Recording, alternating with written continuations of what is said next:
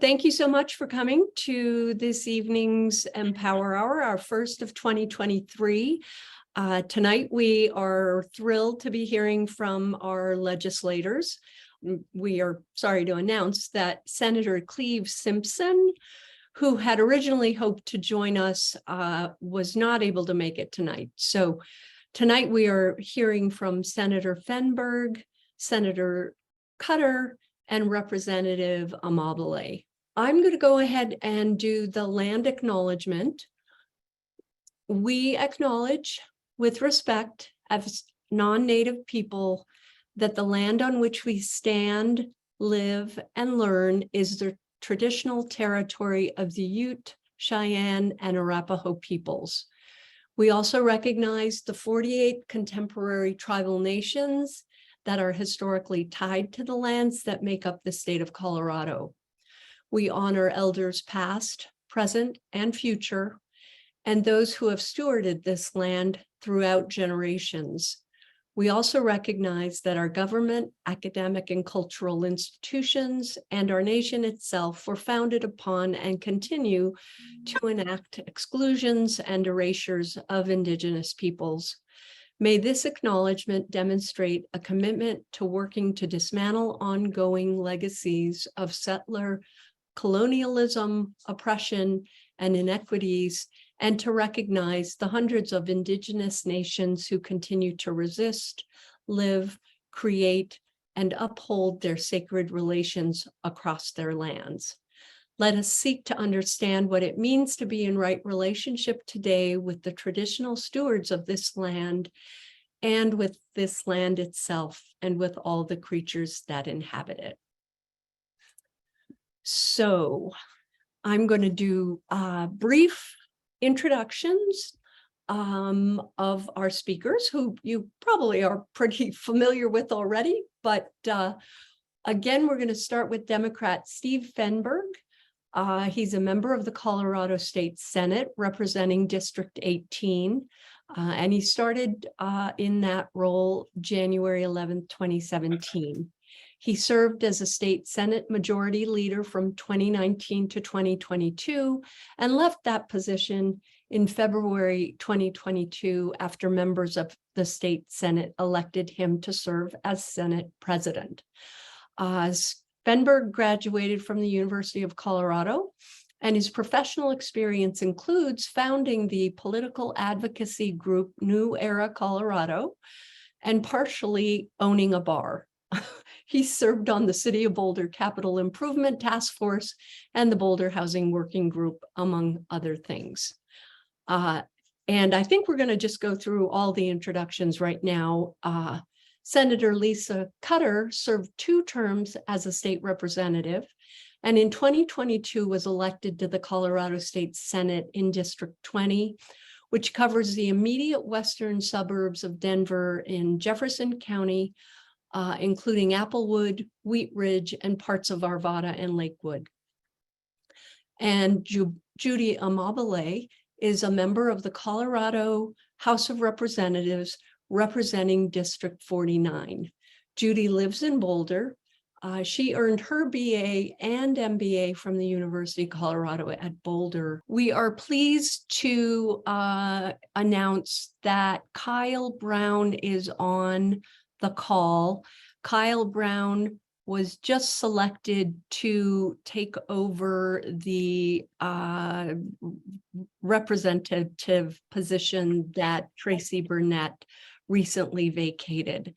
There he is.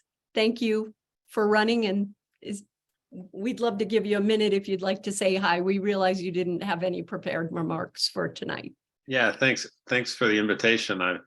It's been a whirlwind, and I haven't even been officially sworn in yet. So I look forward to being sworn in tomorrow morning. But it's wonderful to be with all of you, and thank you so much for the invitation. You know, when I talk to folks in House District 12 during the vacancy committee process, I know how much climate change, taking climate action is important to them. I look forward to working with all of you on those issues, and and setting up my office and everything else that I need to do here in the next in a very short period of time. So thanks again for the quick invitation. Great. Thanks so much for being here. We really appreciate it. And now we'll move on to the first prepared remarks from Senator Fenberg. If you could speak for about 9 minutes or so, we'd really appreciate hearing from you. Thank you.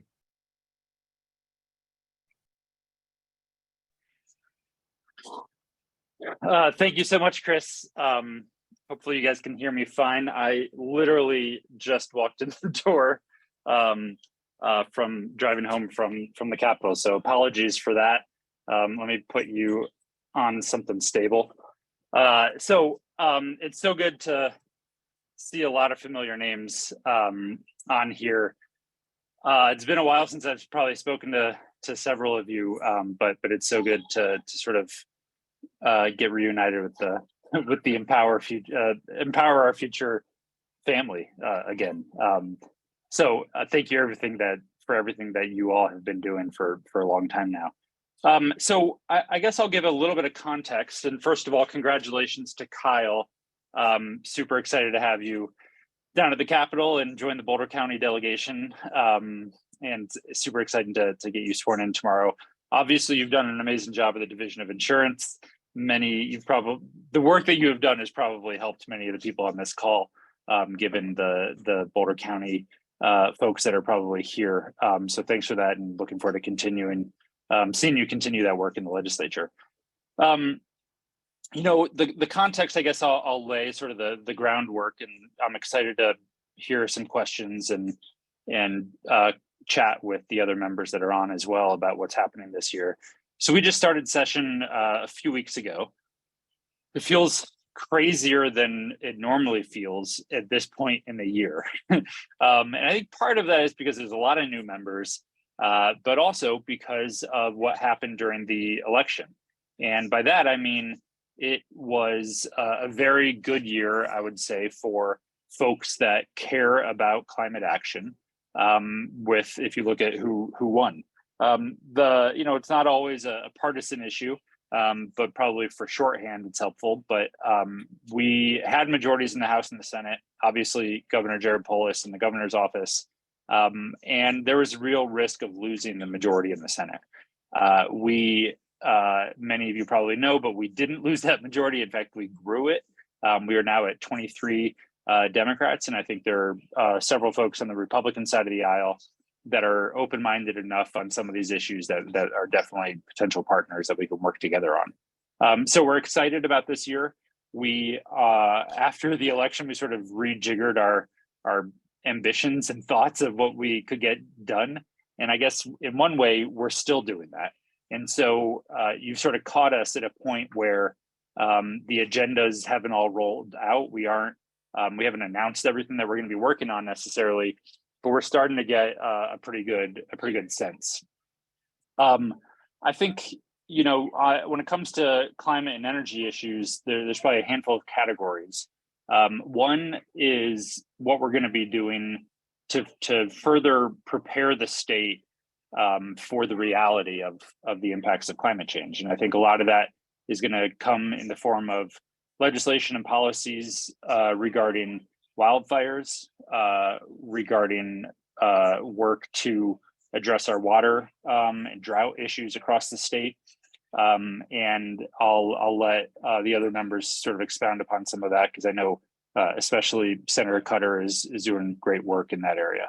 And then there's the category of which, in some ways is a climate and energy issue, but really in many ways is a human and public health issue, which is air quality.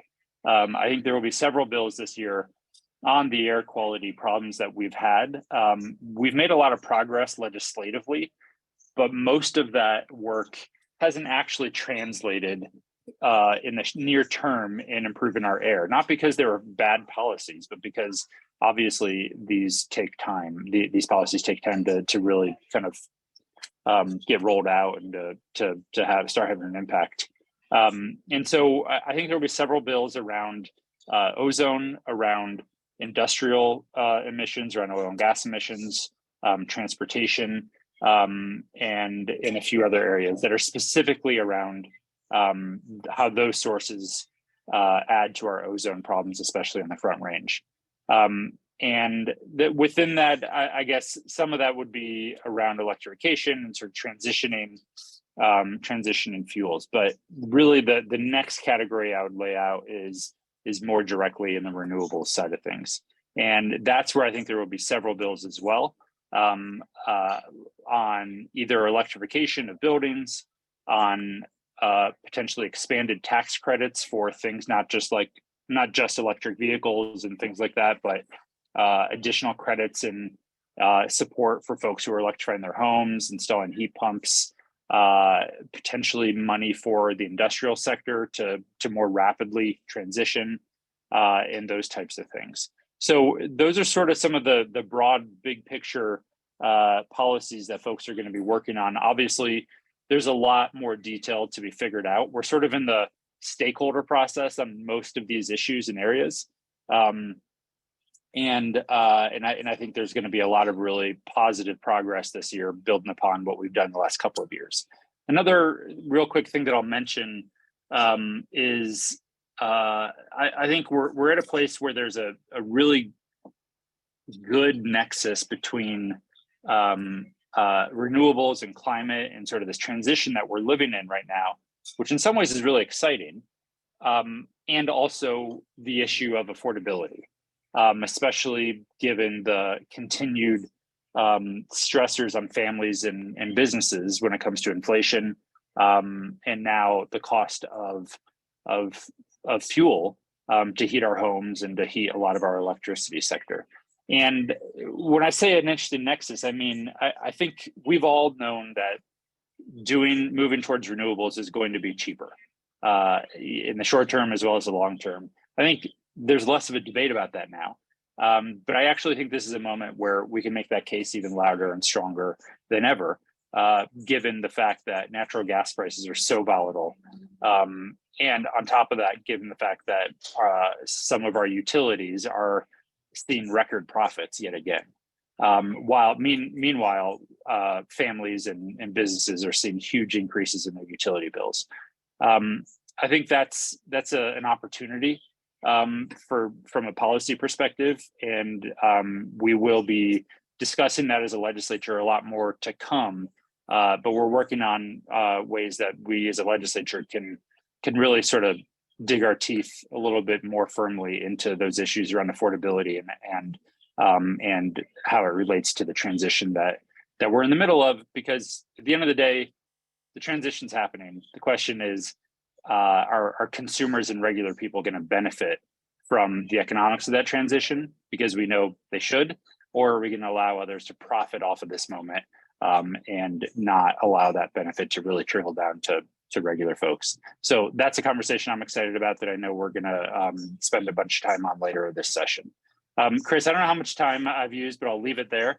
And I'm looking forward to answering questions and sticking around and having more conversation. Yes, super. Thank you very much. And maybe now we could move to Senator Cutter. 9 or 10 minutes, whatever you want, about your bills and things you're looking forward to. Thank you. Thank you so much. First, I want to say I want to hear more about the bar, Senator Fenberg. Rep-elect Brown, your aide, is very excited that you've been finally selected. I've seen him twice in the building, so he's raring to go.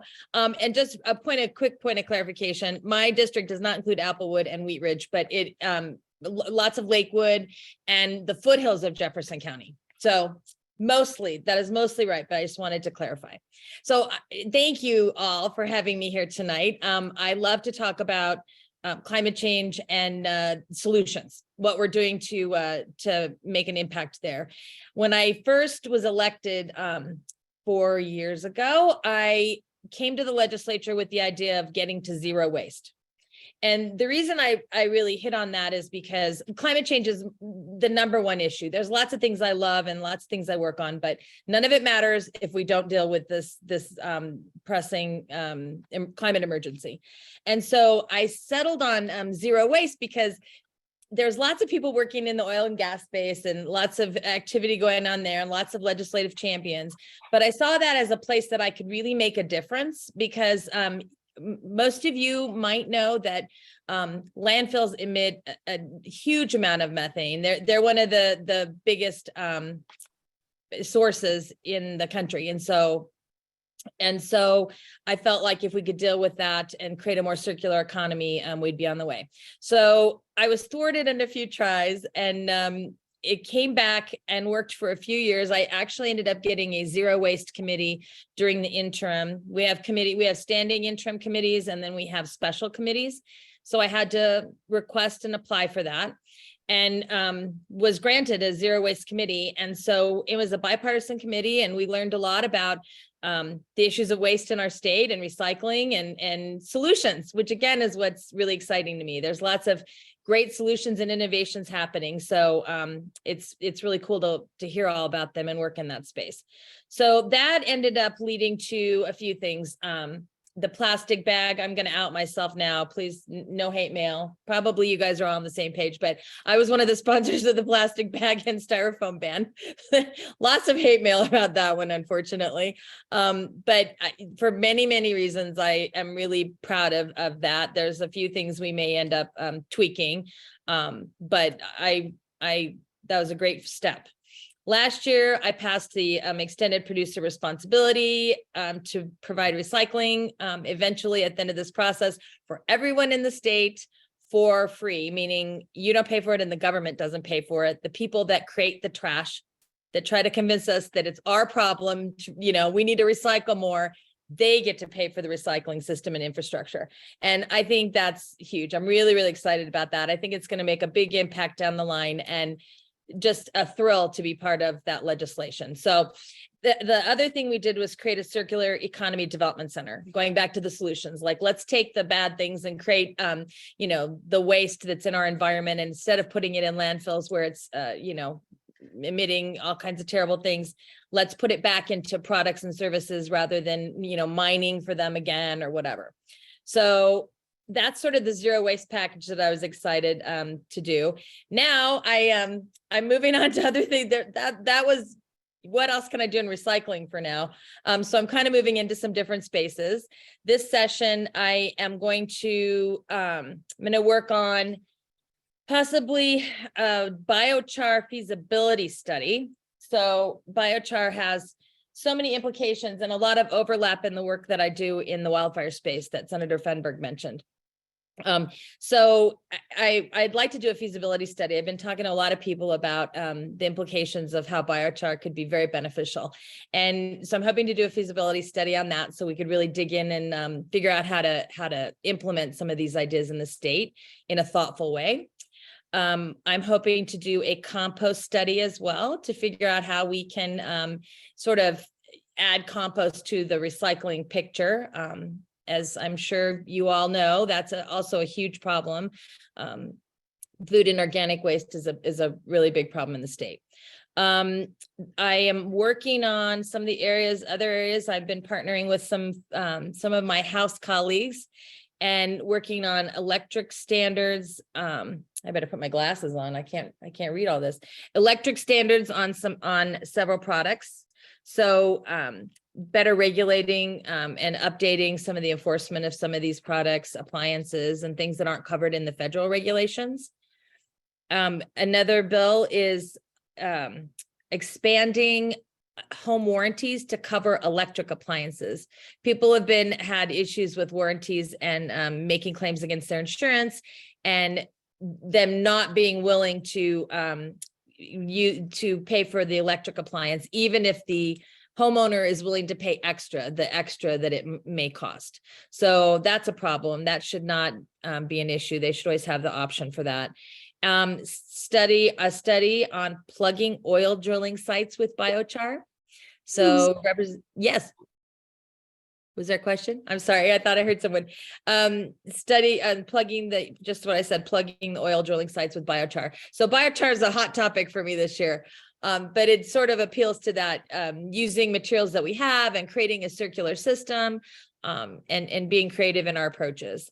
I do lots of wildfire work in the wildfire bills in the works as well. I'm working on expanding our tree nursery, the state forestry tree nursery, providing some extra funding for that. Investigating wildfires, so we beefing up the resources to investigate wildfires, so we actually know what's causing them and can sort of zero in better on mitigation efforts and be more thoughtful in our approach that way. Workforce, we've put a lot of folks. I'm trying to check my time. Think I'm okay for a minute. But wildfire workforce, we're trying to encourage people to go into wildfire and logging mitigation and firefighting and logging as profession, by internships and working with community colleges and area technical schools, because we've done lots to provide resources for those areas. But if we don't have the workforce, then those resources aren't going to be deployed properly. Boy, lots of wildfire stuff. And the last one I guess I'll mention is the Wildland Urban Interface Code Board. So we do not have a minimum standard code throughout the state for a building code. So there's no restrictions on what people can, unless they're county implemented by the county or the particular municipality. But we think we should change that. The fire community thinks that there should be a basic minimum standard. And so we've been working on developing a code board that will come up with the minimum standard and help figure out how to enforce it so that we can better protect those living in the wild and urban interface, which the definition of that is rapidly changing, as folks from Boulder are well aware. So that's a high level of a lot of stuff, but I love working in the space and I love the opportunity to talk to you. Great. That's wonderful. It's very exciting. Thank you very much for all you're doing and all you've done, all you're doing. And I see that Representative Amabile is with us.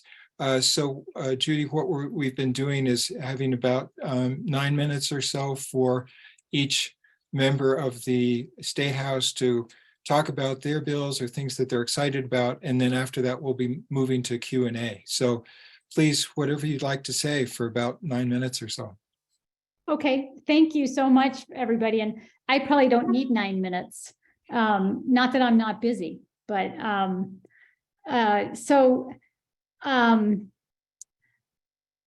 the big thing that I've been working on that is adjacent to you all is the fire insurance space. And while that doesn't actually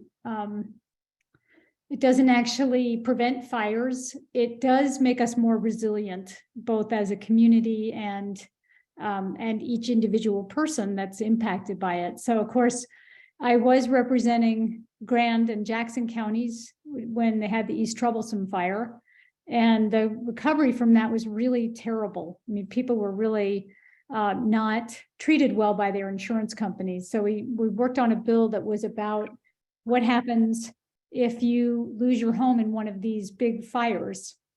And then while we were on a call, actually, with the stakeholders in late December last year, the Marshall Fire happened. And we had the commissioner of insurance. I'm getting all these tweets and he says, oh my God, I have to hang up and get off the call because the Marshall Fire happened. So that bill added some protections for homeowners when they lose their house in that circumstance. What we're hearing this year, which is a huge potential and looming problem, is that insurance companies are starting to say, we're not going to insure people. We're not renewing policies in the mountain communities. So people so far have, for the most part, been able to get something, but we can see the handwriting on the wall.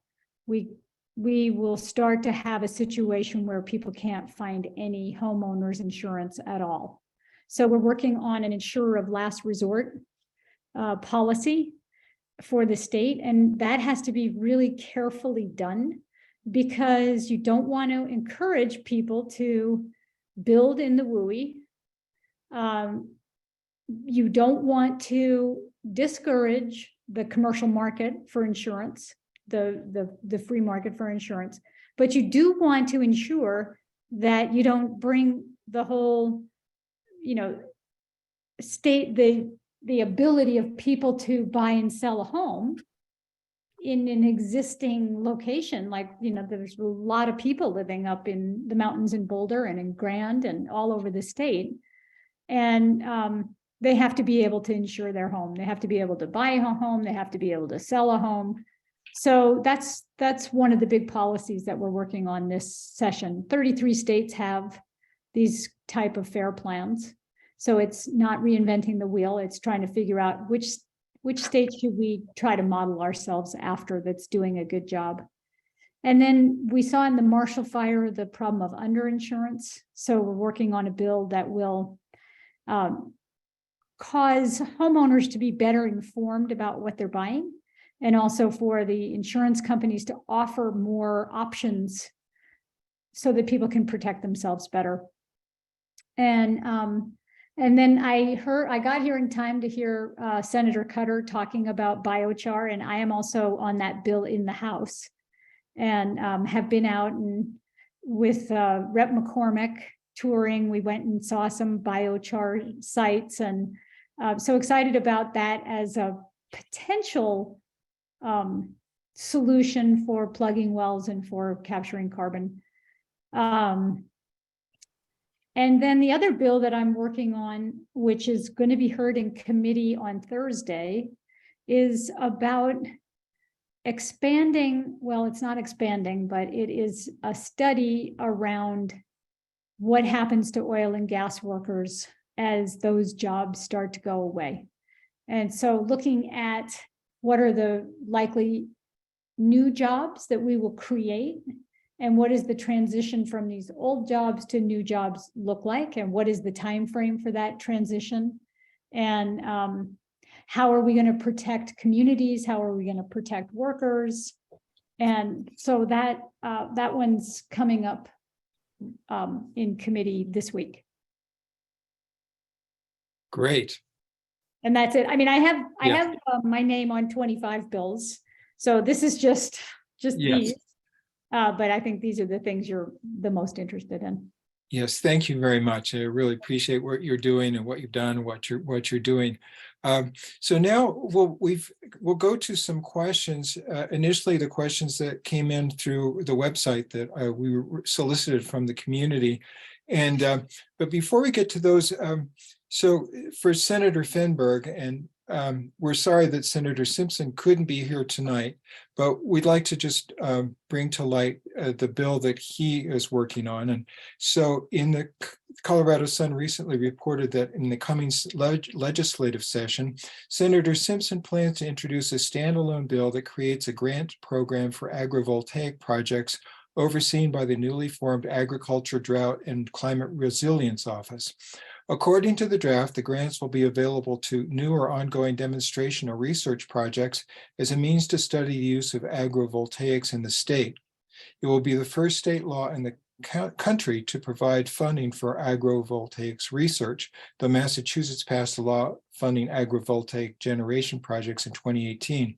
So Senator Fenberg, in Senator Simpson's absence, could you say a few words about agrovoltaics and the Senator Simpson's bill? Sure. I'm always happy to speak for a fellow Republican and put words in their mouth. No, I'm just joking. I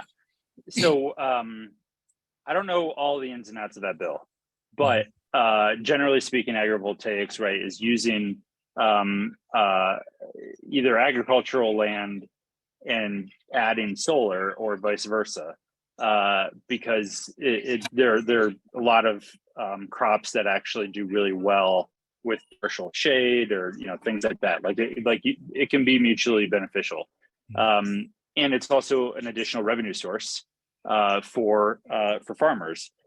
Especially good to have it be a revenue source that isn't oil and gas, because that often is what they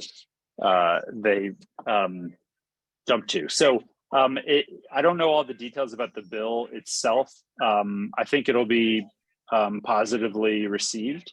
And I suspect it'll pass. I don't know how big the grants are. You know, when I hear about a grant program this year, the issue is if we're going to have enough funding to fund it.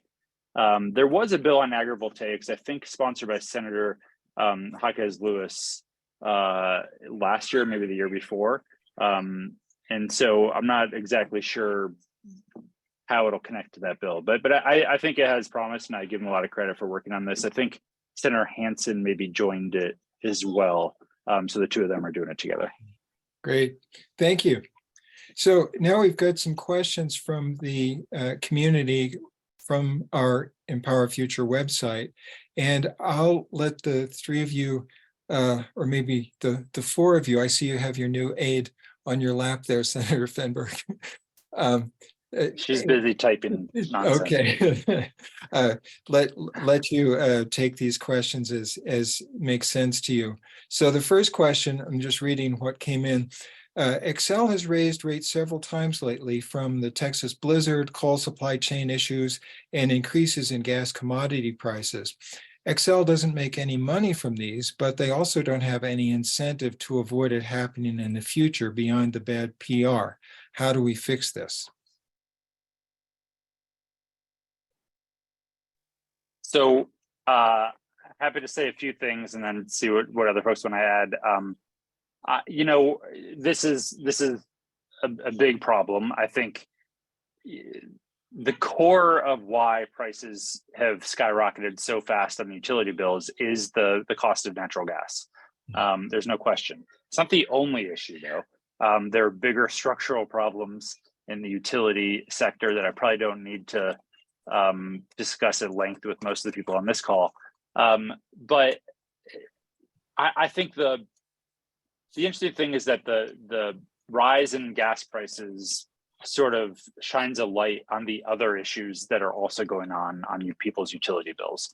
And those are the different ways that a utility like Xcel will just figure out how to nickel and dime people to increase profits. Their profits are at like record levels right now, while people are struggling to even pay their utility bills.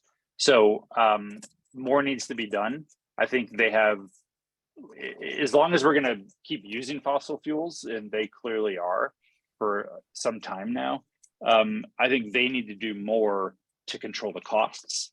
And I don't think the business model of them just simply passing off fuel costs to the customer is an approach that is going to work anymore. Because I think we're going to see more volatility in that sector, and they should have some skin in the game and have reason to want to either be involved in the market more and hedge at times, just simply from a consumer perspective, or think through other ways for them to be incentivized to not just allow the prices to go up and they pass it on, because they may not make profit off of that, but they also don't pay for it. Right. So it's a double-edged sword. The other thing I was going to say is, you know, the answer really at the end of the day, yes, it's about the structure of the utility. It's about getting off natural gas. And the more you get onto renewables, there is no fuel cost like there is like when it comes to burning natural gas. So I think that in the end, like, has to be the answer. I think we all know that.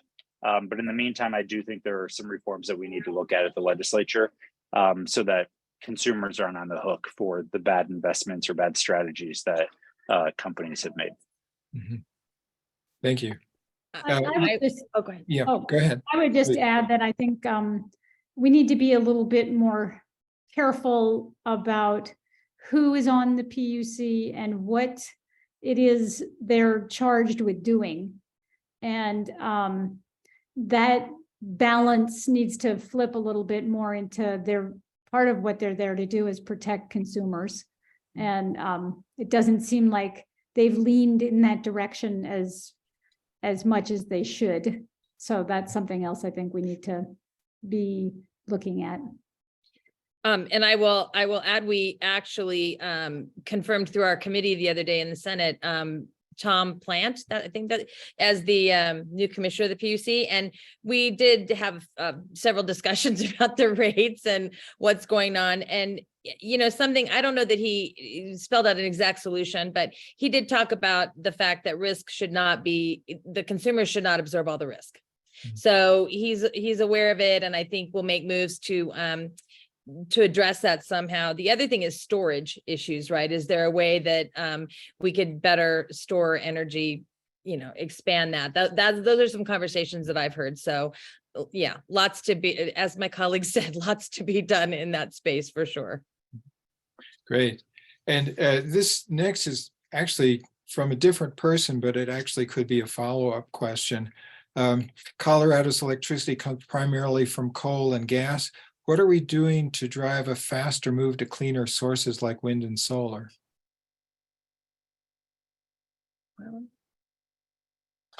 Well, so I mean, we definitely are on a path to do it. I would say, of course, it's not happening fast enough, but we have made pretty remarkable progress the last couple of years in mandating that path for the utility sector. It's happening. Coal plants are getting shut down earlier than probably a lot of people would have expected. So it's happening. I think there are some reforms that can be made. I think the moment it kind of going back to what we were just saying, like you're saying, Chris, the moment it is no longer just simply a risk that people have to pay, but also the utilities have to pay. I think that's when the speed rapidly progresses. And the other thing I'd say is, at this point, I'm not saying by any means that our work is done on the utility sector, but we at least sort of know where we're headed. And but in many other sectors, there's still a question on how we get the emission reductions that we need from things like transportation or oil and gas and industrial sectors and things like that. So I think that's a really important part of the conversation as well.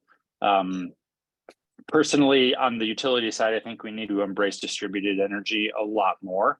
And I think we have seen, especially in Colorado, regular people are willing to put in their own money to help with this transition by putting solar on their roof and stuff like that. I think we need to do more to make that more feasible and viable for folks, and not only rely on really large projects and large investments. So your comment about other sources of pollution actually is a segue to this next question, which would probably go first to Senator Cutter. This question says, does Colorado have the manpower to enforce, for example, the bill that passed last year banning plastic bags and styrofoam, or how will it be enforced in 2023? That's always a tough question, the enforcement piece. It's always, quite a conversation when we're crafting legislation around that, because we don't always have the manpower. I mean, we can't always create a whole new government entity. I mean, nobody wants extra bureaucracy or whatever. So I'm trying to remember exactly how we had the enforcement. I mean, quite honestly, there's not a huge enforcement piece. I don't believe in the plastic bag and the styrofoam ban, other than like we all know about it and people are, and then people are kind of hopping on. You've seen all the grocery stores and everything already, people doing that. So we sort of have to rely on that. I know with the plastic bag fee in particular, there was some question about some concerns have come up lately about municipalities not knowing or counties not knowing not having the infrastructure to handle the money that's coming to them they get 60% of the fees from the plastic bags or paper bags, whatever the bag fee. And some do not know how to, don't have the infrastructure or the ability to handle that. And so I know my colleague, Representative Valdez, who ran the bill with me in the House, he's working on a fix for that, and I'll definitely help him on the other side. So sometimes things evolve a little bit like that. So. Great, thank you. That's a good problem for them to have, though, not knowing what to do with all that money. Let's see, next one from the community. Senator Hansen's bill on limiting carbon emissions includes Section 7, which gives the oil and gas Conservation Commission authority over injection wells for injecting CO2 underground. This is of concern because A, injecting CO2 is being cause of earthquakes in several states, and B, a large leak of stored CO2 could potentially kill animals and people because CO2 is a heavy gas that can displace oxygen. Are there plans to consider Section 7 separately from other parts of Senator Hansen's bill? So I'll speak to this a little bit. I think I think that individual is asking about the primacy, the well primacy section of that bill. Senator Cutter, did that go through? Did you hear that bill in committee? It did pass, and I've had I've Yeah. heard a lot of concerns and sort of have reservations and want to address that myself, so. So yeah, so it has gone through the one committee. It's still got a long road, especially considering I'm fairly certain it has to go to the Appropriations Committee, which is where things go to hang out for a very long time at this point in session. But I don't know if there's much movement on pulling that out. My understanding is that it's about primacy, essentially saying that the state has the authority to regulate this activity. Currently, it technically lives at the federal level. And someone could, I think, theoretically apply for an EPA permit to do it. So the question partially, I think, should be about if this is going to be a practice, if companies and governments and folks are going to use this or consider using it, where should the regulation live? Should it be at the state level or should it be at the federal level in the EPA? And I mean, personally, I think it probably should be at the state level, irrespective of if it should be done and if it should be part of the sort of the package of solutions. I do think, for better or for worse, the COGCC, they are kind of the state level experts on what happens underground. And so if we're talking about injection wells, I would rather them sort of have their hand on the wheel than Washington, D.C. personally. Yeah. So there's obviously a lot more I probably need to learn on it. It's in its very early stages. And I think as Lisa said, we'll be digging into it and having more conversations as it moves. Senator Cutter, did you want to add anything to that or? No, I think that's all. Spot okay. on. Thank you. So it sounds like it's really a question of where the regulatory authority resides, whether it's the state or the federal level. Yeah, and my understanding is that the Biden administration has directed states to take on primacy. Like they basically are saying, this is going to be happening soon, and we think you should do it, not us. And I think there's money maybe in the IRA specifically for states to better regulate and sort of wrap their heads around if this is something that's going to be part of the future of addressing emissions and climate change and carbon problems. Great, thank you. So maybe now we could start going to some of the questions that have come in through the Q&A, and I noticed that some of them have been answered already, and I appreciate those of you who've done that. Thank you. So can you all see the questions on the Q&A? Okay. So I think the first one from Lois McLaughlin is to Senator Fenberg. And it says, Senator Fenberg, my peek into the future suggests that it would be prudent at least making some early exploration into the nuclear power sourcing options for Colorado, thinking in case we hit a wall in transmission capacity, storage, and siting capacity, and increased costs of renewables as demand goes up, with the possibility of supply chain bottlenecks. In the spirit of protecting affordability of consumer energy costs, thinking about not having gas power plants be the fallback option. So just a question about that. And does that make more sense than batteries or renewables? Or I think it's a good question to ask. I've personally, I think maybe people have a diversity of opinions on this. Personally, I don't think nuclear should be a core solution for how we move forward. It is maybe in some ways cheaper per kilowatt hour, but I think there are other questions and problems there. I think the other issue is we know actually we can get to our goals with renewables if we do it in a smart manner. And we know it should theoretically be cheaper for consumers. So I don't know that the issue is that we don't know how to get to the solution and we need more options. I think we just need to do it faster, and we need to do it in an equitable manner that's good for workers and communities and people. The other thing about nuclear is my understanding is that if we started working on that today, it could be more than a decade before anything is operational, maybe a couple decades. And so even if someone could convince me on all of the potential problems with nuclear power, that they're no longer problems, I still think the reality is that's probably not moving fast enough for the crisis that we're facing. And so those are my thoughts. Great. Thank you. Can I just add something to that? It's maybe Yes, a little please. bit flippant in a way, but I feel like we are too politically dysfunctional to take on the kind of effort that we would need to have to do a good job with nuclear, and particularly with the waste. And that's not something that should be debated among politicians. We should be doing that in the way that the science tells us we should do it. And that's really kind of not the world we're in. And that would be one of my big concerns about it, actually. Thank you. So there's a question in the Q&A from Joe Bredden, which actually is similar to a question that came in from the community, which is about the Community Choice Energy, or CCE. Last December, the Public Utility Commission released its results of its study of community choice energy.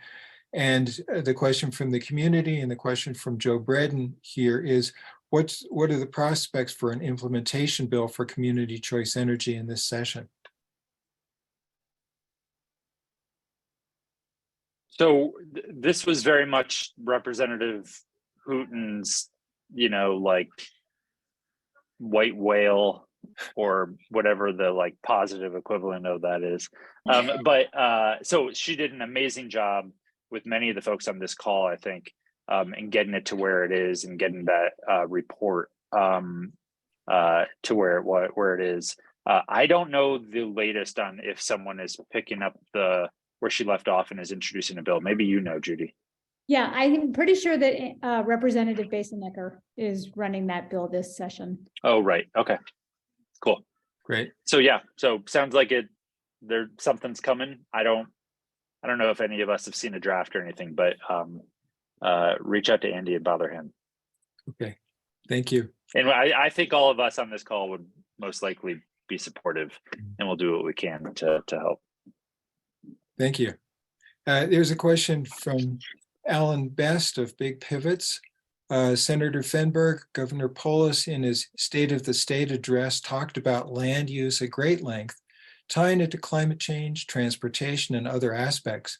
He again spoke about land use in the context of water at the Colorado Water Congress last week. What do you think we might see this year in regard to the Polis administration agenda about land use, about how we grow the next 1.8 million people between now and 2050, and what are the broad legislative strokes? It's a big question.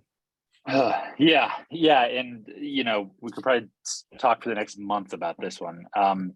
So this is a big topic. It's in some ways a third rail for some of the debates at the Capitol, because it is at the core of it, a big part of it is about local control, which is kind of a part of the Colorado DNA when it comes to governance. Generally speaking, cities and counties are in charge of zoning and land use. And that is morphed in many different ways over the years, and every community has a different flavor, partially because of that.